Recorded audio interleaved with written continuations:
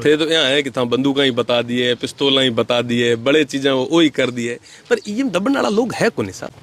2.5 साल निकले यार, 2.5 साल बड़े रहे, ये 2.5 साल निकलने बाद रे मीना मनक पूछेला जरूर कि भैया। बाड़मेर के गिरल में पिछले 45 दिन से धरना चल रहा है। रविंद्र सिंह बाटी लगातार मजदूरों की मांगों को उठा रहे हैं। तपती धूप में, गर्मी में और लू में भी मजदूर काम कर रहे हैं, लेकिन उनके साथ शोषण किया जा रहा है, उनको परेशान किया जा रहा है और इसीलिए वो सारा काम छोड़ करके पिछले 1.5 महीने से धरने पर बैठने के लिए मजबूर हैं।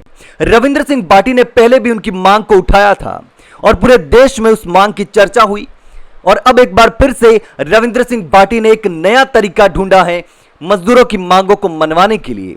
रविंद्र सिंह बाटी ने अपने से गृह मंत्री को पत्र लिखा। उन्होंने कहा कि हम परेशान हो चुके हैं, मजदूरों की आवाज कोई सुनने के लिए तैयार नहीं है, न राज्य सरकार न केंद्र सरकार, और आखिरकार हमें मजबूर होकर अपने रक्त से पत्र लिखना पड़ रहा है। उन्होंने कहा कि तपती गर्मी में, लू में मेहनत करके ये गरीब अपना पेट भरते हैं, लेकिन पिछले कुछ दिनों से जो परिस्थितियां बनी हैं, उन मजदूरों को जिस तरीके से परेशान किया जा रहा है वो बहुत ही दुखद और परेशान कर देने वाला है।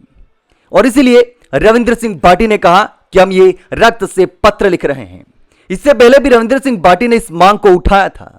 इतना ही नहीं, सबसे हैरान कर देने वाली बात तो यह थी कि रविंद्र सिंह बाटी ने कहा कि ठेकेदार बंदूक लेकर घूम रहे हैं, हमें डराने की कोशिश कर रहे हैं, लेकिन हम डरने वाले नहीं हैं। अगर डरते तो यहां आते ही नहीं, धरने पर बैठते ही नहीं, मजदूरों की मांगों को उठाते ही नहीं।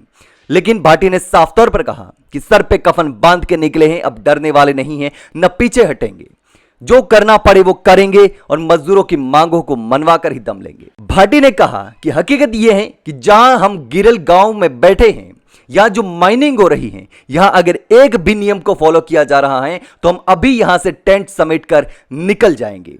यानी कि एक भी नियम को फॉलो नहीं किया जा रहा, मजदूरों के साथ अन्याय किया जा रहा है, कोई नियम कानून चल ही नहीं रही। भाटी ने कहा कि यहां मजदूरों को पूछने वाला कोई नहीं है, मजदूरों की सुनने वाला कोई नहीं है, आज तक कोई उन्हें पूछने तक नहीं आया और इसलिए परेशान होकर हमें ये कदम उठाने पड़ रहे हैं, हमें ये काम करना पड़ रहा है। यानी कि केंद्र सरकार से लेकर राज्य सरकार तक कोई भी मजदूरों की मांग सुनने को तैयार नहीं है, उनकी बात सुनने को तैयार नहीं है, उनके साथ शोषण किया जा रहा है। क्या आपको भी लगता है कि मजदूरों के साथ केंद्र सरकार और राज्य सरकार दोनों इस तरीके से शोषण कर रही है, उनकी आवाज सुनने को कोई तैयार नहीं है?